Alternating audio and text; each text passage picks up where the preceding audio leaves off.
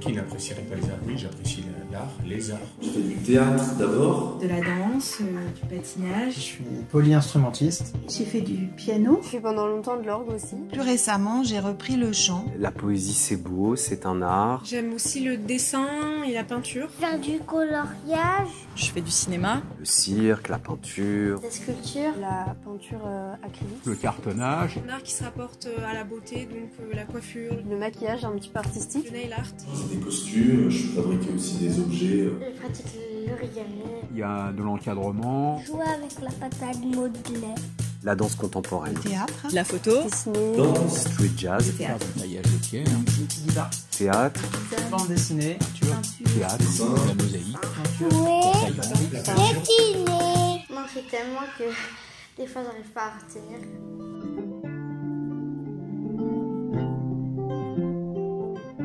Dès l'âge de peut-être 5-6 ans, je dessinais énormément. Et c'est pour ça que, pour me sortir un peu de ça, de ma bulle, mes parents m'ont inscrit à des cours de théâtre. Je devais avoir 7 ans. J'ai commencé à faire de la danse à 7 ans. Et je pense que j'aime l'art depuis beaucoup plus jeune. Puisque dès tout petit en maternelle, on fait des dessins, on fait des châteaux de sable. On a dessiné, on a joué, la maîtresse elle nous a dit de ranger, on a fait des ateliers autonomes. On m'a enseigné la musique depuis tout petit, mon papa est musicien. Et à 6 ans, j'ai commencé à faire du piano. Ça a toujours fait partie de ma vie, j'en ai toujours beaucoup écouté, je suis passé par plein de styles différents. Un de mes premiers grands souvenirs, c'était... j'étais petite, j'étais malade et mes parents m'avaient offert un manche-disque à l'époque. Et j'écoutais en boucle des œuvres de Jean-Sébastien Bach pour orgue. Des gamins. Dès l'âge de, on va dire, la 6e, grâce à un professeur de français qui nous demandait de jouer des fables de La Fontaine et de ne pas les réciter. Et il y a eu un déclic. Comme j'ai 3 enfants qui faisaient tous des activités, moi je passais pas mal de temps dans la salle d'attente à les attendre. Et un jour j'ai poussé la porte du théâtre en disant j'aimerais bien faire un petit essai, voir ce que je donne. Et puis du coup, je suis resté, quoi.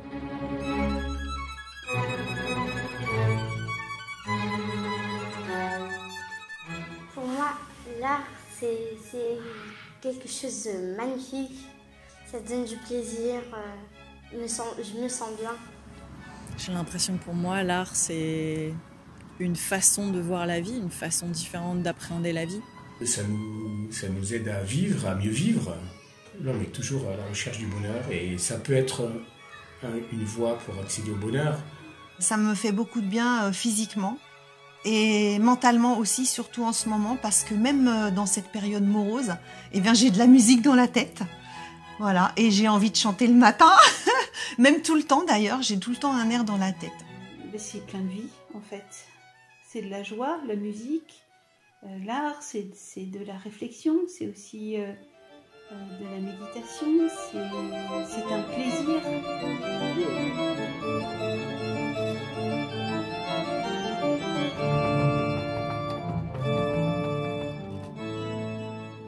J'ai toujours été plus intéressée par l'artistique, le corps, le langage.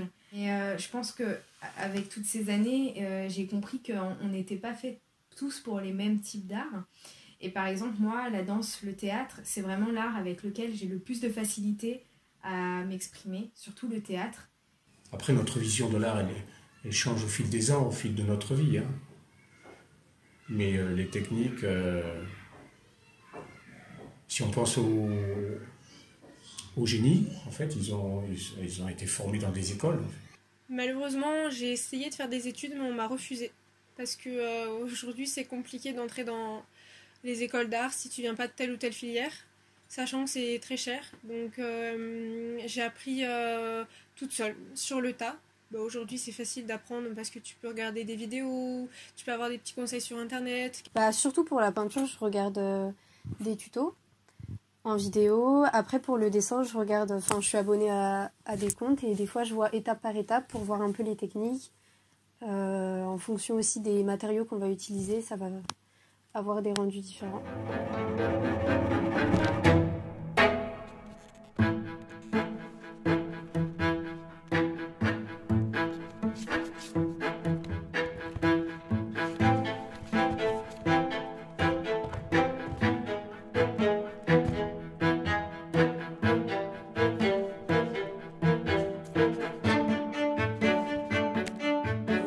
C'est jamais simple de vivre de cet art parce qu'il y a des hauts et des bas, on n'est pas tout le temps sollicité, il faut chercher en permanence le travail. Je pense qu'il y a énormément de personnes qui sont attirées par ce milieu-là dans le travail. Il va falloir te démarquer des autres et trouver ta marque, réussir à faire quelque chose de professionnel, quelque chose de différent. Et c'est pas forcément évident, le métier d'artiste, c'est vraiment dur, quoi. Ouais, c'est sûr que c'est hyper difficile d'en vivre. Je vais pas dire le contraire, je vais pas mentir. Même aujourd'hui, ça fait 10 ans, 11 ans que je suis sortie de mon école. Il y a des moments, il y a des périodes où on doute. Je peux pas vivre de ça du tout, parce que ça suffit pas. En plus, avec la situation actuelle, les gens ils pensent plus à acheter des tableaux, ils ont pas les moyens pour ça. Ça a été dur pour tout le monde, donc... La plupart des réalisateurs sont des gens qui vivent dans la précarité en réalité, il faut dire les choses comme elles sont. C'est difficile de persévérer, c'est difficile de vivre. Comme tous les métiers, à un moment donné, on choisit que c'est son métier, on choisit que c'est cette vie-là qui va nous faire gagner notre vie. Donc oui, c'est difficile de choisir et de se tenir à ce choix-là. C'est aussi dur pour les artistes, parce que t'as pas forcément les moyens d'acheter une sculpture ou un tableau, ou même d'aller voir une pièce de théâtre. Je pense que pour les musiciens qui vivent uniquement de la musique, ça peut être difficile, surtout dans le contexte actuel. On est privé. Je ressens vraiment une brisure, quoi, une lassitude, comme si la vie faisait que la flamme était consumée. C'est pour ça, c'est pas que pour ça, mais j'enseigne aussi pas mal, et ça depuis longtemps. Donc ça permet de continuer à pratiquer son art, à transmettre, sans forcément être sur scène, mais tout en continuant à vibrer tout ça, quoi. Je varie les plaisirs. Du coup, je fais pas que du cinéma, je fais aussi de la photo, je fais pas que de la photo, j'ai aussi d'autres activités à côté qui me permettent d'avoir un roulement et d'avoir l'impression que j'arrive à subvenir à mes besoins toute l'année.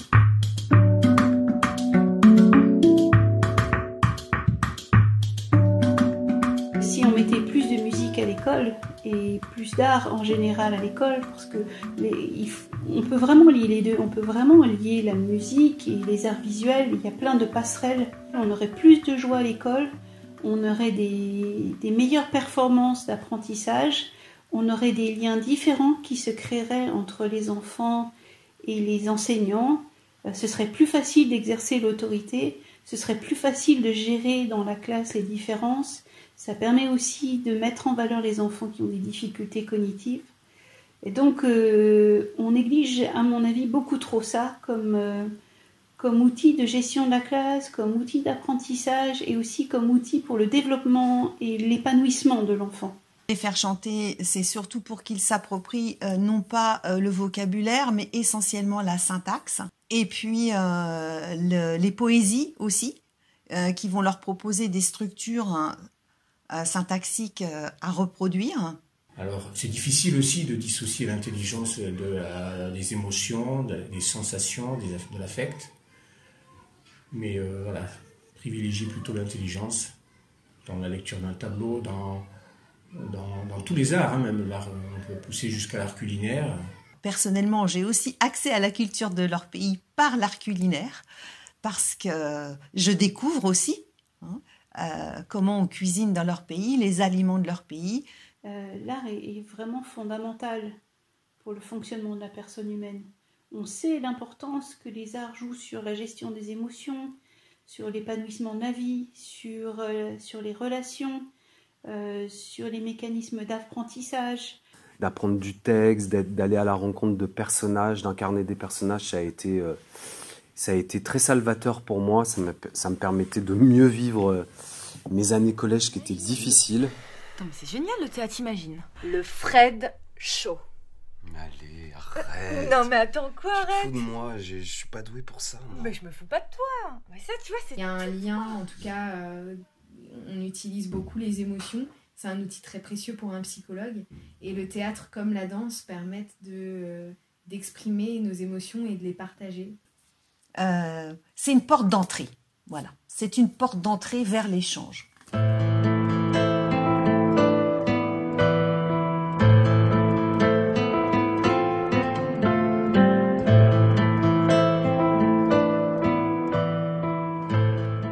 Alors, pour moi, les arts, c'est pas forcément la peinture, c'est pas forcément la sculpture, c'est pas forcément. Je pense que quelqu'un qui fait de la mécanique, il a aussi un art, hein, il a un art entre les mains. Quelqu'un qui fait je sais pas moi, qui fait du carrelage, c'est aussi un art. C'est un art comme un autre. Hein. Quand on achète une fourchette, il y a un designer derrière. Quand on achète une assiette pour sa cuisine, il y a un designer derrière. Quand on achète des rideaux, on aime regarder des belles choses, on aime regarder des beaux films, on fait attention aux images. Donc l'art est partout et je pense que de plus en plus le travail des artistes se développe dans la vie quotidienne. Je pense que tout le monde pratique un art, quel qu'il soit. Je pense que l'art, c'est quelque chose qu'on pratique au quotidien, parfois même sans s'en rendre compte. Oui, des fois on fait de l'art alors qu'on s'en rend même pas compte.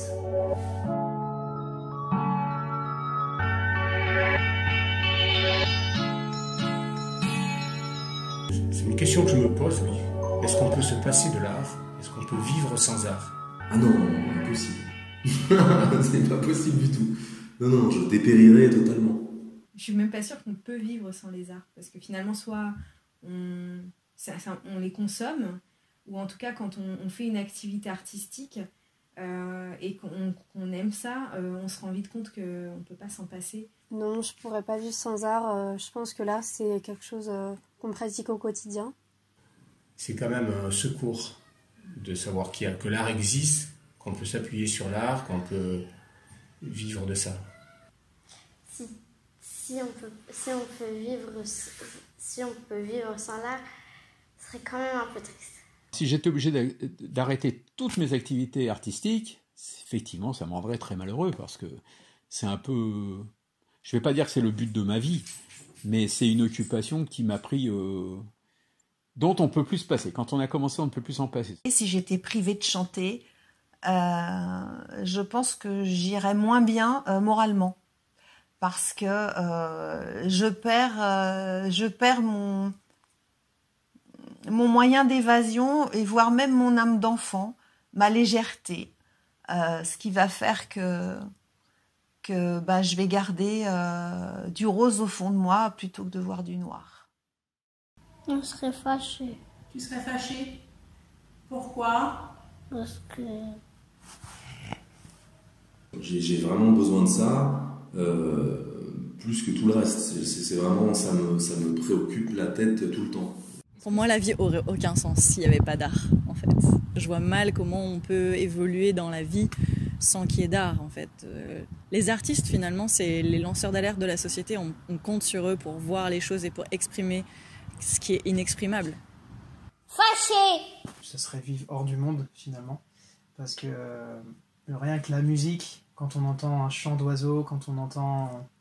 Je sais pas, même quand on parle, on est en train d'en faire de la musique. Supprimer complètement l'art, c'est quasiment tuer quelqu'un. J'en mourrais. J'en mourrais d'ennui. Fâché! Non, l'art fait partie de la vie. La vie, c'est un art en fait, en soi. Tout ce qu'on voit autour de nous, la nature, les chants des oiseaux, tout ça, c'est de l'art. Et il y a même l'art de la culture. Donc si on arrête de cultiver, on meurt et du coup, on ne peut pas vivre sans art.